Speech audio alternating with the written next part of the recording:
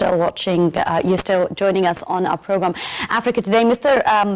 Ahmed, I just don't understand if Egypt shouldn't be worried about the water share or its fear of losing its water share. Why are the tripartite meetings between Sudan, Egypt, and Ethiopia failing? I wouldn't say or not stipulating anything. It should be worried. It should be concerned. And there are solutions. And the tripartite agreement is a good framework for doing it. Yes, but doesn't seem that it is. They're very much agreeing on the certain regulations or terms of the communique. If I may say. Once again, certain circles extremely hostile to Egypt, or certain foreign governments extremely hostile, will do anything, repeat anything, to spoil relations between Egypt and its African neighbors. I'll tell you something. I mean, I've been to Ethiopia twice, and it is a bit sad that they really do have electricity problems. Agreed. Major electricity problems. The country is like half dark, or even more of it is half dark. The current that is flowing within the electricity that they are providing is obviously also very low current. So I'm sure there's no doubt that we do want to see our neighbor Ethiopia become a much more developed one with better economy and better means of basic needs, if I may say, provided for their population. But again, we're also concerned here in Egypt, I believe, as far as I've interviewed a couple of water experts, is that, well, the safety of this dam is not very well studied, and that's why we've been presenting many researchers speaking about safety, which Ethiopia doesn't seem to very much be, or people are working within that's this a very project. valid point, but it wouldn't affect Egypt if the dam I know Sudan is going to be the first country that will be flooded out, yes. Completely, the East Sudan will be completely flooded, because the current at Frontana Lake is huge in its speed and its destruction capacity. But I mean, the companies that are being financing this dam, I mean, would you throw your money into something that you're not really sure of how efficient it would be? Or is this another conspiracy of, well, yeah, I'll pay money, but I don't really care if it's going to be safe for your people or your neighbors or not? Repeat. Those who don't want our well-being will do anything to make this dam a life or death battle between us and Black Africa or Ethiopia in particular. There've been, I mean, unfortunately, social media and Facebook has become, you know, a means of credible news, or what people, especially the younger generation, believe is sorts of credible news, where they would just share a lot of rumors, and then, you know, you'd be surprised how it spreads like a virus to everybody. But a couple of days ago, I believe that I've been through surfing the news feeds on my social account, and people were saying, well, look at the water level of the Nile. It's becoming a bit shallow. We are seeing now the results of the Ethiopian dam being built. They can have photos from the best flood years, and they will find at this period sometimes the Nile cruisers could not steam, they could not sail because of the low or shallow standard of water. Yes, that's true. The point is, okay, I'm not saying that our media is angels. Our official media is very much lacking in explaining the thing. Let me give you another example. I'm not doing it as propaganda for President Sisi, but this man came with a very visionary look at the future of Egypt. Look at the projects he started. This infrastructure of roads, which is the #1 element on building an economy. The new Suez Canal, the new projects that are huge. You cannot have it in a year. And they are surrounding us and, what shall I say, strangling us if possible.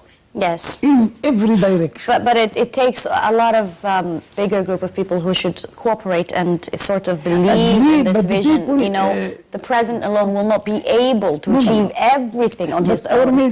our official And media. people around him should work hard. Our loyal media should be more efficient in explaining this to people. I leave no chance in my smaller circle to explain. You don't have overnight things so and so. Look at history. Look at Look at Muhammad Ali, what he built, and how long it did take. You cannot expect more speed when you are surrounded by enemies who are trying to spoil everything. Tourist industry is near destroyed because of the terrorist acts they choose. See, with all the news that's been ongoing recently, people are starting to be very worried of what the future would be like. I mean, they are very optimistic and they do trust very much the president and his vision, but I don't know, is it the negative energy that is coming from around us? Is it people that are depending so much on social media that has nothing basically but really bad news and scary news about Egypt concerning everything? So especially when it comes to water, people are really worried. Well, if I'm going to wake up one morning not really finding water, take into consideration that if we're going to talk about the really, really poor people in slums or suburban areas, they don't even have water, sir. They don't even have sanitation services. I give you my word of honor, without any exaggeration, that I'm extremely optimistic about the future of this country. Extremely optimistic. And I know for a fact that all the doubt being thrown by certain media, or the majority of media, unfortunately, that is private, belonging to circles you and I know, I don't want to name names, are trying to make people always at the edge of their energy, at the edge of their feeling, worried, etc. I'm not worried. This country will not. Yes, you're not worried, sir, because you're a brilliant old man who has read, who has knowledge, who understands, who knows history. But talk about the younger generation who barely care about reading. When I'm telling you that it is so sad and dangerous, you're talking about the young generation getting all their information just bluntly out of social media without even looking back into how credible it is. Social media? Exactly. Colored social media working for our So you're talking about, again, the generation gap that we have. The youth have no idea, and I'm talking about the majority because some of them are very brilliant, they're hardworking, they're very educated, they're very devoted. Some of them, they don't have a chance because they're just not lucky to have the opportunity. But we're talking about 90 million Egyptians, not all of them fall into this category. They sow doubt in your heart, they sow doubt in your feeling, in your thinking. Anything is done is being tarnished, is being attacked.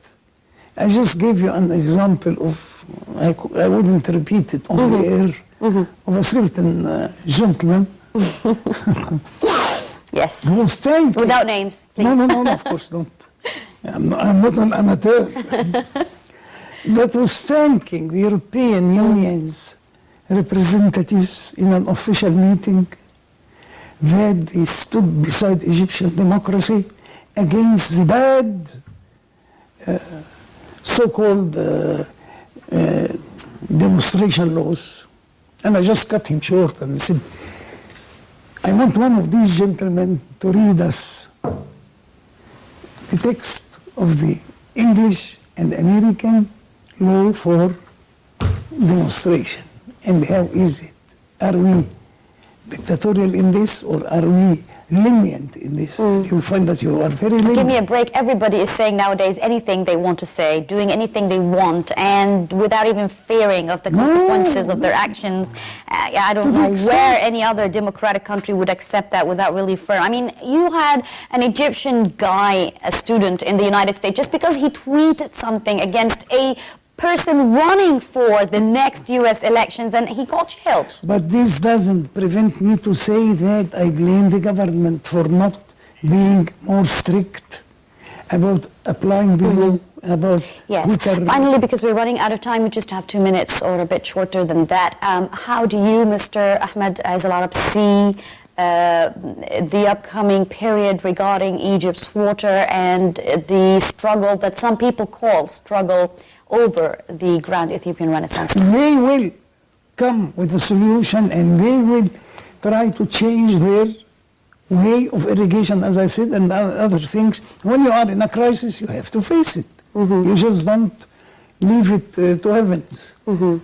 I have no doubt that Egypt will overcome this and will come stronger out of it. Yes, and not everything that is being done is said. Not everything that is being planned is revealed, if I may say. So we could wake up with a surprise. No comment. We could, yes, we could, definitely we could. We should believe in that. Once again, Mr. Ahmad Ezz, Al-Arab, Honorary Chairman of our Wafd Party, thank you very much for joining me on my program today. And that brings us to the end of our episode of Africa Today. Thank you very much for watching.